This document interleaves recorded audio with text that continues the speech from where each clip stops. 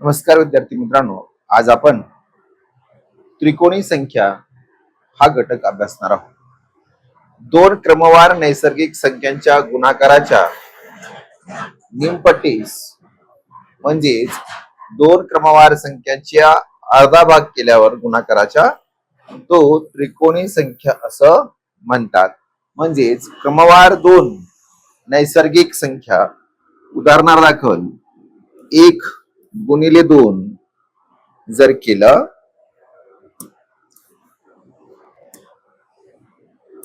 1 × 2 आणि या दोघांच्या गुणाकाराचा निमपट म्हणजेच हा 2 कटला राहिला 1, याचाच अर्थ पहिली त्रिकोणी संख्या ही 1 होईल. त्याच पद्धतीने दुसरी काढायची असेल तर 2 × 3 त्याची निमपट बे बे म्हणजेच उरले 3, ही दुसरी त्रिकोणी संख्या झाली. त्याच्या पुढची त्रिकोणी संख्या करायची असेल 3 × 4 भागिले 2 बे 2 4 बेत्रिक 6, ही तिसरी त्रिकोणी झाली. त्यानंतर 4 × 5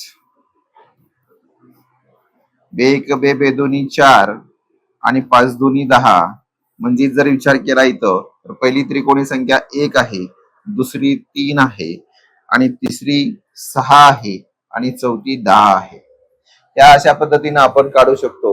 या आहेत त्रिकोणी संख्या 1 3 6 10. अशा पद्धतीने आता पुढची संख्या आपल्याला काढता येते. सर्वात लहान त्रिकोणी संख्या कोणती? तर ती आहे 1, सर्वात लहान त्रिकोणी संख्या. सर्वात लहान समत्रिकोणी संख्या कोणती आहे? तर ती आहे 6. आणि दोन क्रमवार त्रिकोणी संख्यांची बेरीज ही पूर्ण वर्ग संख्या असते. म्हणजे दोन क्रमवार त्रिकोणी संख्या तशा आता आपण काढल्या होत्या 1 3 6 10. अशा ह्या दोन क्रमवार संख्या घेतल्या. 3 + 6 बरोबर 9. 9 ही संख्या पूर्ण वर्ग संख्या आहे, म्हणजेच 9चं वर्गमूळ आपल्याला काढता येतं. अशा पद्धतीने ज्या दोन क्रमवार त्रिकोणी संख्या असतात त्यांची जर बेरीज केली तर ती पूर्ण वर्ग संख्या असते.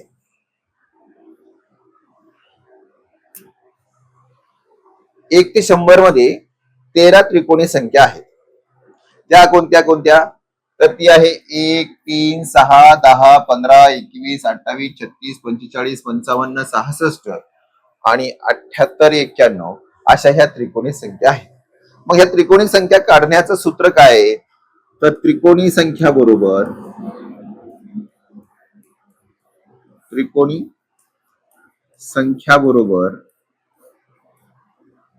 n कंसामध्ये n + 1/2, यालाच असंही लिहिता येतं पाया कंसामध्ये पाया + 1 आणि छेदात 2. अशा पद्धतीनं जरी लिहिलं तरीही n म्हणजेच पाया, n बरोबर हा पाया असतो. या आपल्याला 1 ते 100 पर्यंतच्या त्रिकोणी संख्या माहित असणं आवश्यक आहे. पुढील प्रश्न आहे की 6 पाया म्हणजे 6 बेस असलेली त्रिकोणी संख्या कोणती? तर which is the triangular number with base 6. 6 पाया असणारी त्रिकोणी संख्या कोणती आहे? आताच आपण सूत्र पाहिलं होतं की त्रिकोणी संख्या बरोबर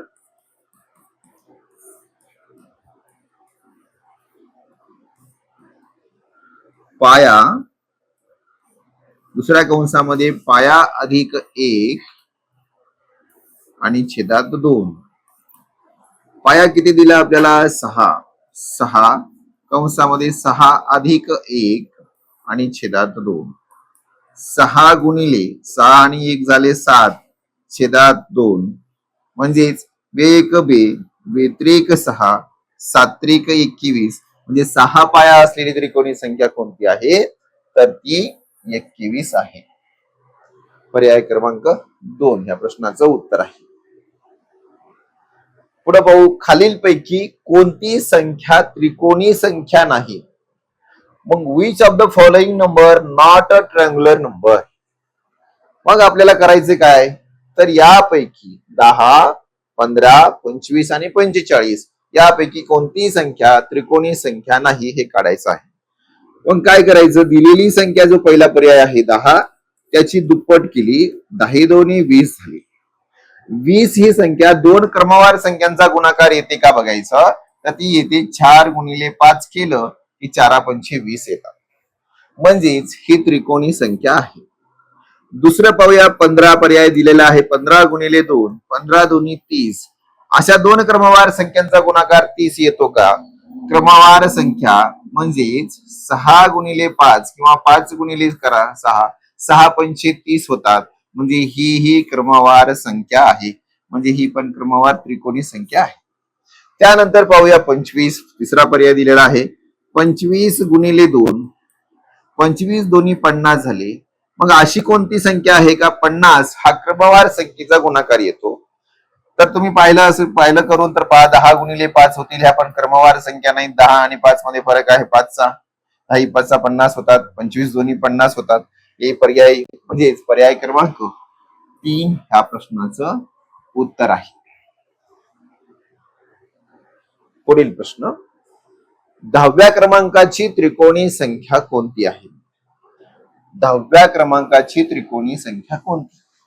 10वा क्रमांक म्हणजे 10 पाया दिलेला आहे, 10 बरोबर पाया आहे. मग आताच आपण पाहिलं की त्रिकोणी संख्या बरोबर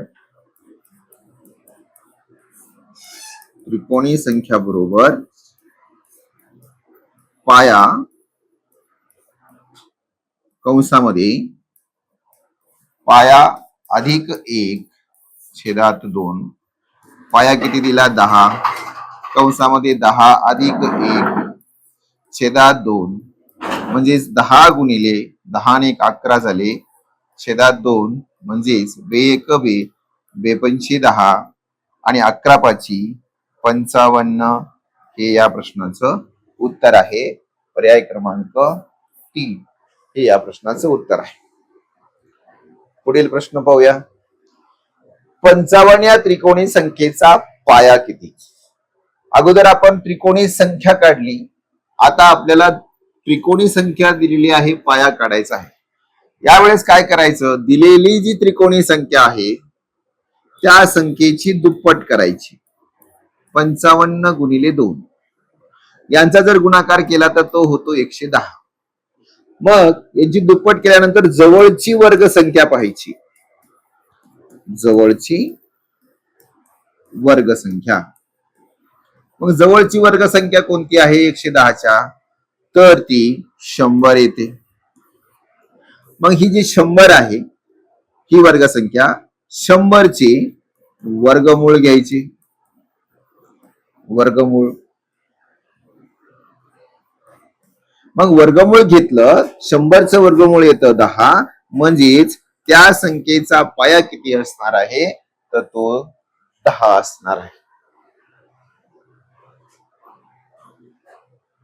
पुढील प्रश्न, दोन लगतच्या त्रिकोणी संख्यांची बेरीज नेहमी कोणती संख्या असते? The sum of two consecutive triangular numbers is always, काय असते ती?